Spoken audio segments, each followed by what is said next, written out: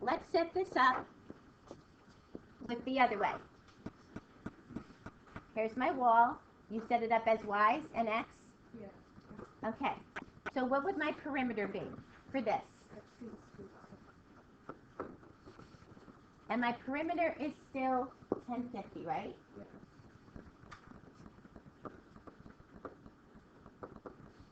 I'm maximizing my area. What's the area of this rectangle? Length times width, base times height. So in terms of X and Y, what would it be? X times Y, right? One length here, one width here. Okay, so now, you put this against the wall, blah, blah, blah, blah, blah. You want to maximize your area. When you make a maximum point, is your parabola turning up or turning down? It's turning down. Okay, so we're going to remember that.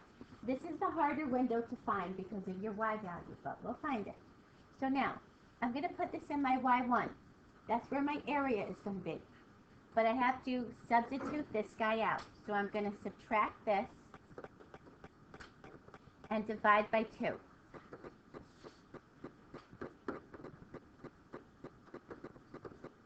Just leave it like that. Don't reduce anything. Don't change it. Substitute it into this Y. So my area now in my Y1 is going to say X times 1050 minus X over 2. Agree? So far, so good? Let's put it in our calculator. Let's see if I can move it over here. Let's see if I can get it in my calculator. That's my challenge. All right. Now, if you're not going to use the fraction key, make sure you put an extra set of parentheses around your numerator. If you didn't, check that you did. Well, now that you don't see it in your calculator, you might not see it. That has to be in parentheses. Then divide by 2. Okay? If you don't have that extra parentheses, it takes X divided by 2. So make sure that's there. Or just use your alpha key. I like my alpha key because when you do that, you can see the whole thing at once rather than scroll. Now, I got to graph this thing. So I have to make sense out of this. This is my problem here. I'm an area. I'm pretty large. If my perimeter is 1050 for 3 sides, figure each side to be 300. Just estimate. What is 300 times 300? A lot. 9,000, right? So let's start like this. These go zeros.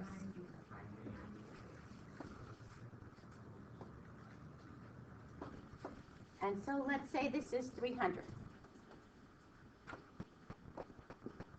4 zeros, right? Way too large. I'm not even turning. What should I change? X and Y, right? Well, let's just work on the X first. So maybe I want to go 900. I'm just saying, this is one way you can get there. I'll show you a couple of different ways. Oh, I can see a turn just about, but I can't see my Y. So what do I have to increase? My Y. So I go there, rule of thumb, just make it a heck of a lot higher because it's pretty off the chart there. Still not high enough. So it takes you a couple of times. Let's just make it 20,000, 20, 200,000. And oh, can I find the maximum? Okay, another way. Here, table set. These numbers are pretty large. So maybe I'm going to start at 0. I'm going to go every 100. I'm going to look at my table. I'm increasing, increasing, increasing. I want to be decreasing. Huh, do you see a decrease in the Y? Where? In between 5 and 6. I don't care exactly where it is. But this is like right somewhere in between here. So I'm going to estimate my X at 600. That's halfway, right? Between 500 and 600. I'll just say 600. I'll double it and make it 1,200. This guy, somewhere in there. So maybe I'll make it 200,000. I'll just round it. Is that a better way? There's many ways to do this. So we said make sure X max 1200. Whoops, one less. And I said 200,000 on that. Do we get a graph? Yeah, we get an even better graph. If it's closer, go by 50s, go by 10s. You don't want to be scrolling by ones. That will take you forever. Another way to do this, and this might be a little bit difficult because you'd have to multiply it out to do the negative b over 2a. That might be a little bit more difficult on this one. But play with it. Estimate numbers, look at your table. You can always go back to a Zoom 6 and start again. Can you do a maximum off of this? Absolutely. Just move your cursor back and forth. Don't worry about your numbers on the bottom. And here's my maximum. So my maximum, this is kind of weird, but it's still going to be 525. So my maximum says 525, comma, 137,812.5 something. If I look at my table, I'll get a little bit more exact in this, but I don't really care about this, because what is this? This is what? My maximum area. This is my area. This is the X that I care about. Okay, now from there, how do I get that Y? Go back to this. Take my 525, come back up here, plug this into your X, and solve for Y. Or plug it into this X, actually. Plug it into this X and solve for Y. And you'll get your two values.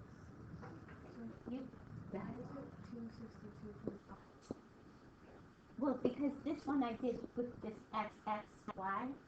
This one I did reverse, Y, Y, X. But you're going to come out, this Y is going to be 262.5. You're still going to come out with the same exact numbers. This one will be your length, one will be your width. Your area is still the same. It just changes the look. Instead of my rectangle going like this, my rectangle went like this. That's all it means. So your let statement is what is key. Let X equal my width. Let Y equal my length. And over there, just the opposite. But the numbers have to come out the same eventually. They'll just be flipped. And again, 3 sides means you're not exactly a full perimeter. Your drawing of your diagram is key in this. We okay with this? Okay. Stop me if you have any questions. Can I move on? Good? Okay. The next one, did you do 3? I didn't give you 3. Well, you get rid of it without like over, but we never went over. Oh, we didn't go over this. Okay, so let's do this one. I'm sorry, we didn't get to this one yesterday. This kind of brings you back to a little bit of algebra. You definitely need a let statement here. Let X equal 1 piece. Let 300 minus X equal the second piece. Now, if you have trouble with this, plug a number in here first. If I cut 100, what's my other one? If they have to add up to 300. 200. If I cut 50, what's my other one? So if I cut X, what's my other one? 300 minus X. Plug numbers in to help you figure out where you're going with this. Then it said you want, with each one of those, you're making 2 squares with each piece of wire. So let's just take a look at the 100 and the 200. If this wire around this square has to add up to 100, and this wire around this square has to add up to 200, how do you find one side? Squares have all equal sides, right? You divide by 4. So therefore, divide by 4, divide by 4. And you got your formulas. And what is the excuse me, what is the formula of an area? So what is the area formula for a square? Side squared. So side, this is now my side. Side squared, this is the area. area 1, area 2. That's all you have to put in your Y1. Don't resolve anything. Don't work them out. Don't multiply them out. Just leave them like that. Amanda, no. Yeah, no, I don't get it. Okay, were you good with this part? Yeah. Okay, so let's work this. We need to find the area of this square. We need to find the area of this square. This guy has 100. So have a perimeter of 100, and all 4 sides are equal, right? So to find the sides, you divide by 4. So each one of these sides is 25. How do I find the area then? 25 times 25, right? Or 25 squared, okay? This adds up to 200. How do I find the side? By 4, which I get what? 50. And how did I find the area of that guy? 50 squared. 50 squared. Good. And then what do I have to do with them? I have to find the total area. Means what do I have to do with them? If I need to find the total area of both together. Add them. So this is what I'm going to look like if I knew the sides. Now, we went through this. It said if it was 100, you subtracted from 300. 50, you subtracted from 300. If it's x, we subtract from 300. So we're just going to do the same thing you did here. I don't know what the side is, but I do know what each side is, but I know my total perimeter is 100. You divide it by 4. So my total perimeter is x. Divide by 4. My total piece of string is my total perimeter, right? My other one, divide by 4. Same process. Stick this guy in here. Stick this guy in here. And there's your total area. Sometimes it's hard to do with an x and a 300 minus x because that doesn't make sense to us. But if you plug numbers in there first, get your pattern down, and then substitute in,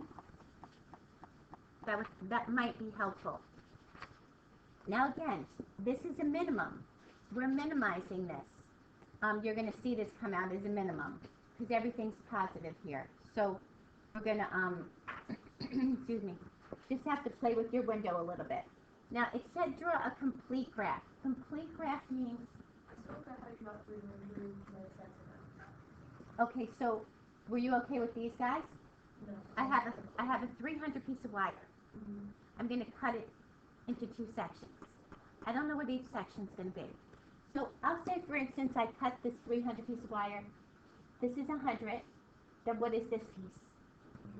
And how did you get that? You subtracted it. Okay, so you said this is 200. So if this is 50, how did you get this piece? 300 minus 50, right? So if this is x, what is this piece? 300 minus x. Because you need 2 pieces. You need to take that 300-inch wire and cut it into 2 pieces. Not equal pieces. 2 pieces. And then with each piece, so here's my big wire. Here's my 1 piece. With that wire, I'm going to mold it into a square. So that 100 inches or whatever it is becomes a square with each side of 25. That other 200 becomes a square with each side of 50. So now, if it's x, it becomes a square with each side of x divided by 4, because I don't know what it is. And 300 minus x divided by 4. I find this problem was easier if you try to work it out with numbers. Does it makes more sense to us to look at it with numbers. But then plug the letters in, the variables in, and do the same process. Okay? A complete graph means I want to look at all 4 quadrants. But the graph that I need for this situation, I can't use this. I can only use quadrant 1. This is a situational graph. This tells me it doesn't make any sense. I can never have a negative piece of wire, right? I can never have a negative length. I can never have a negative area. So I can't use this piece and I can't use this piece. But my complete graph, that parabola came from somewhere, right? It started someplace else and then it traveled over. So a complete graph says, draw me everything. Situation says, just this piece right here, quadrant 1. So this was better to look at. You plug it into your Y1. And you can find your pieces of wire. A good place is always start, like if you're looking for a window, always start with a halfway mark. Take 300 and use 150 and work from there. And that's halfway. I don't know if I can move this down. Let me see. Can you see it? I have to erase this. And find your minimum. You kind of notice like when we're maximizing and minimizing, everything's kind of coming close to the middle, except when we do that rectangle with the perimeter. When we maximize and minimize, they're looking like they're using, like getting to the halfway mark. Good? And then just plug it in and find your second piece. Which would kind of make sense. You have two distinct perfect squares. Then you had number 4.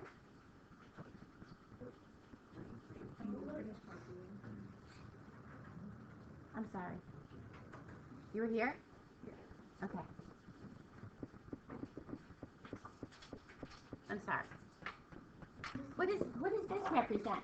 This is my X. What is that number?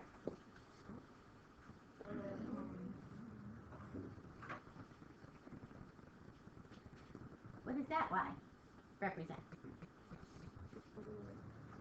Total area. This is my total area of both squares put together. Square 1 plus square 2. We couldn't do this if this was a rectangle. Why couldn't we do this if this was a rectangle? This is not the sides are not even. We can't divide by something. But we can do this if it's a square. We can find a side. They would have to give us another piece of information and it would get pretty bad looking.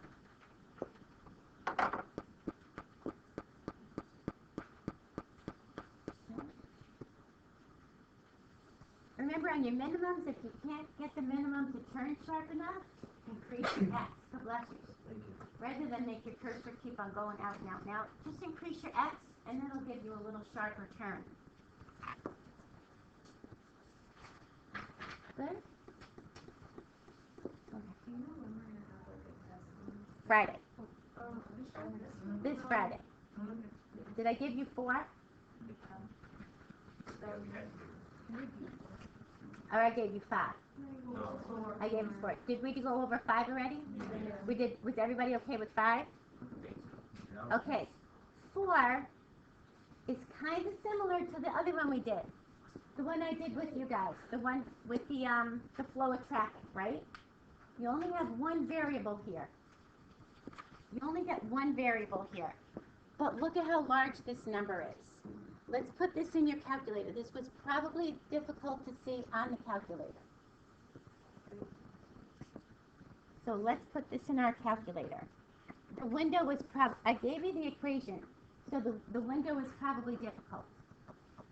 Okay, so you're looking for a number of units. Let me just read this with you. A number of units that produces a maximum revenue. Don't you want to make the most money as possible? Right? So that's where you're going to turn. Why you have this, and you'll learn this when you get to economics, you would think the more units you sell, the more money you make. But the more units you sell, it costs a lot more to make those units. So this, and you've probably had this in Algebra 2, when we maximize our profits, because sometimes you build up here, you can come up here, but then it's costly to keep producing these units. So this is a nice one we use in Algebra 2 as well. Unfortunately, you don't use these large numbers. So 900 times X right there should tell you this is going to be a big number. Okay, now, a good way to do this is just start a graph wherever you are. I missed the square. I guess I won't be turning down, will I? Thank you. Good, thank you. Okay, so I'm going up and up and up. I see nothing, and I don't even know what my old window was. So I'm going to start like this. I'm going to go to my table set. I'm going to do this and see if this helps me. I should see it going up until it turns, right? Is this a little bit better for you to go through? It's still increasing, still increasing. This is tough because look what this is doing.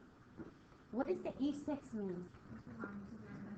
10 to the 6th. It's a scientific notation number, but this is still increasing. So you're still good, okay? When you want to know this exactly, all you need to do is scroll over it. It'll be there. But right now, it means we're still increasing. So I'm still looking. If I find that I'm increasing and I'm not getting anywhere, so go like this. Go by 200s. Start right there and go by 200s. Just leave it right there and continue. Am I still increasing? Yep, I'm still increasing. I'm still increasing. I started to decrease. Somewhere, let's say 5,000. 5,000 is my mid-mark. So what should I make my X max be? 5,000. Well, I want to watch it turn and come down. 10,000. I double it, right? As it's halfway through my screen. I don't need to see it come down, but let's just make it come down. So I'm a little bit confused over here. What does this 2 mean? This means 3, 6 zeros. I'm at 2 million. So my window has to say 6,000, did we say? What did we say? 10,000. 10,000. And we said this is going to be 2 million. See these scales? Do you know what the X scale and the Y scale do? Okay, they just make your line very, very dark. So you really can't see any increments. They still got to go a little higher, right? These scales, don't worry about the scales. But if you set these scales higher, say like by 1,000, it might lighten them up a little bit. Generally, sometimes you see your little tick marks in there. You're not going to see them on these because your numbers are very high. So why don't I make this say 25, and that should do it. See the tick marks now? I went by thousands for my X values. My X line said go by thousands. See it? So can I fit 10 within like this 10,000? Right? So that just kind of allows you to see a tick mark. Sometimes like with this, my numbers are too high. Maybe if I went by 5,000s, I would see a tick mark. But you really don't need to see those. Because all you care about is this maximum point. And you can find your maximum units. Okay? There's a number of ways to play with this. A number of ways. Fine? Are you good with this? Yes, Chris.